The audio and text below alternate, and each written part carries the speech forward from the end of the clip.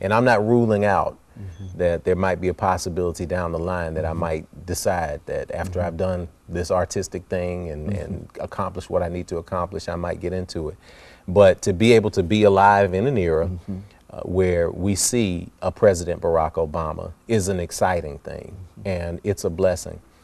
There's a story that ran in the Associated Press a few months ago that talked about President Barack Obama inspiring black men. They did a profile on ART and our theater, did a profile on me, and it's because back in February of '08 when he was running, I had an opportunity to travel to Ohio and do an event for him and his volunteers with Eddie George.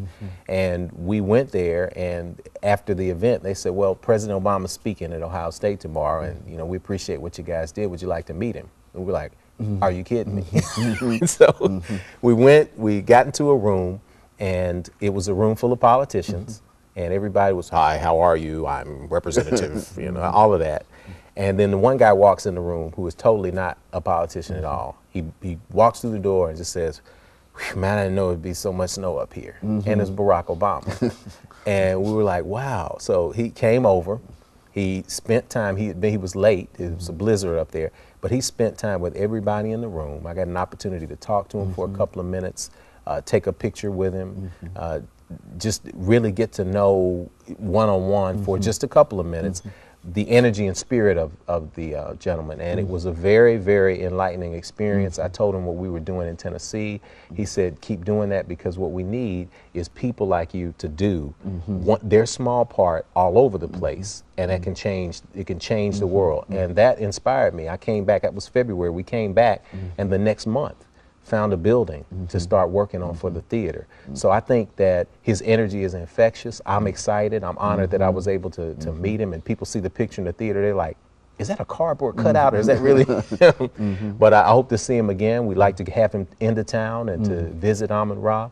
But I think it's inspiring, because his model was a little bit helps out. Small people putting their energies together can cause change. And it's the African proverb, when spider webs unite, they can tie up the lion. So that's what we did with our program, getting people to buy into just a person being on the roof and helping them get down, helping people to come and to see their culture and to be proud of it, and then to help in greater humanity.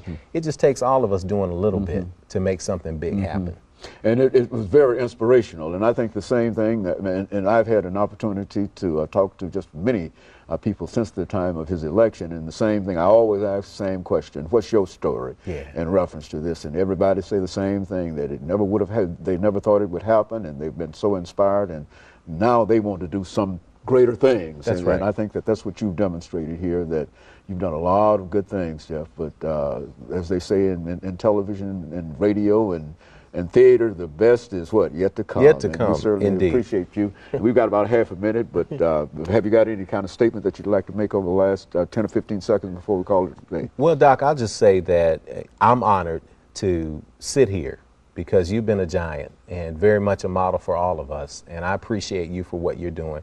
And it goes into the continuing motif that if each one of us stands where we are and shines our light, then others can join around in that. And you're certainly doing that. And let me thank our audience and encourage them to tune in again next week for another informative edition of Comment.